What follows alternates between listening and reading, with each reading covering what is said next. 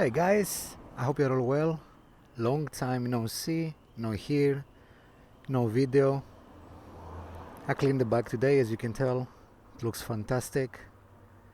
But that's not the purpose of this video. Today we will talk about the horsepower lie. I mean, it's not really a lie, but I will elaborate.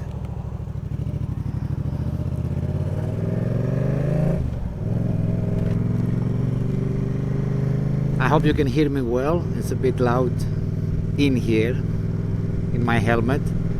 So the horsepower lie, I call it a lie, it's not a lie.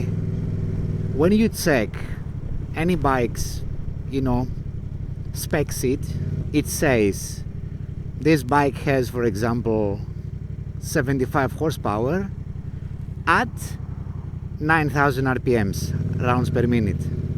So why I'm telling you this, why that's a problem, I'm gonna tell you why. Because this bike, the red line, it's 10,000 RPM.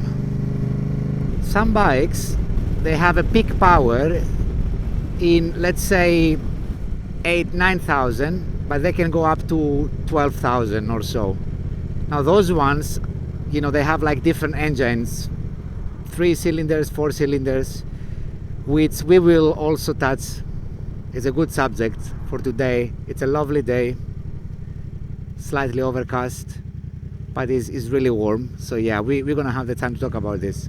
So 75 horsepower at 9,000 RPMs, which means that to get all your horsepower, what your money paid, you must go above 9,000.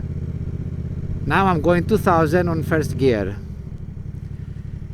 If you try to go 9,000 on any gear, you will definitely break the law, and most likely you're gonna get plenty of tickets.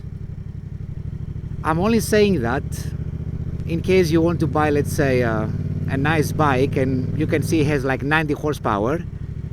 Just don't get very confused, or don't get very impressed if you see like many horsepower, like a higher number or anything.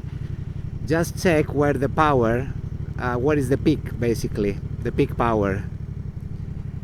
2-cylinder bikes like this one, they tend to have the power slightly, earlier than 4-cylinder ones.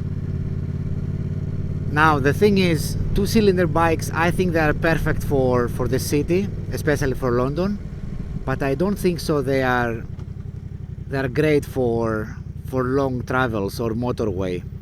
If you think you're gonna cover like A roads or village roads or single carriage, dual carriage roads, I would say look for 3-cylinder or 4-cylinder. 4-cylinder is probably the best. They say 3-cylinder is the best of both worlds. So basically they are aggressive enough, but also they're very smooth. Personally, I don't really like 3-cylinder bikes. Although people, they are convinced that they do everything well. Yeah, for me it's not. I'm not very convinced. So it cannot be as aggressive as this one, or if it is, it must have very high horsepower. And the 4-cylinder ones, you have to rev them super high to get any sort of excitement or speed, but they have a nice top end, and they're super smooth. So to summarize that, I don't want to talk a lot today, because I want to go for some, let's call it a nice ride. I don't want to say a lot online, because there's a video coming up. To summarize it, if you see like a 4-cylinder bike with 90 horsepower and a 2-cylinder bike with 70 horsepower, the 2-cylinder it will feel at least way faster, way more aggressive. But the 4-cylinder with a 90 horsepower would be way smoother to ride. Just don't get confused with the peak power. Don't let this, cloud your judgment. Yeah? Don't see like, oh yeah, 90 horsepower must be super fast. But 90 horsepower when? If the bike is, it's flatlining 11,000, let's say, a random number, and the horsepower comes at 10,000, you gotta change gear, so you won't feel anything. Yeah, and that's why I said if you are in the city, better choose a 2-cylinder bike, because it will be at least very aggressive on any gear, any RPM. I don't really know if that makes sense, but to put it simple, 2-cylinder bikes, no matter the horsepower, very aggressive, really fast, and a lot of torque from very early on, even from 4,000, 3,000 RPMs. 4-cylinder, great for travel. If you want to go fast, especially anything less than 90 horsepower, you have to rev it all the way to the top. It's gonna take 6 weeks to accelerate. I mean, I'm exaggerating, but you get my drift. You know where I'm going with that. So yeah, if you're in the city, 2-cylinder bike, even 60 horsepower would be way better than 4-cylinder 90 horsepower. At least that's what I think. I'm choosing a bike according to torque and how fun it is. 2-cylinder bike have a lot of torque, they're very fun, they're always ready to go. 4-cylinder bike, lots of horsepower, nice top end, top speed, really smooth, but to have fun, you must rev it all the way to the top. So I hope that makes sense. I hope that will help you a little to choose a bike, and probably I'll see you in the next one.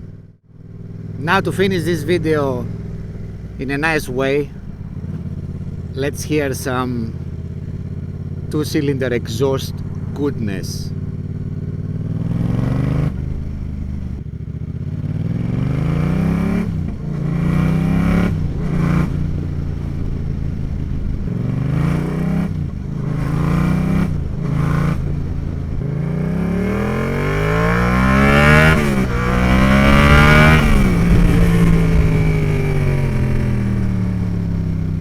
Yeah, the happiness didn't last. London made sure that we're gonna stuck in traffic.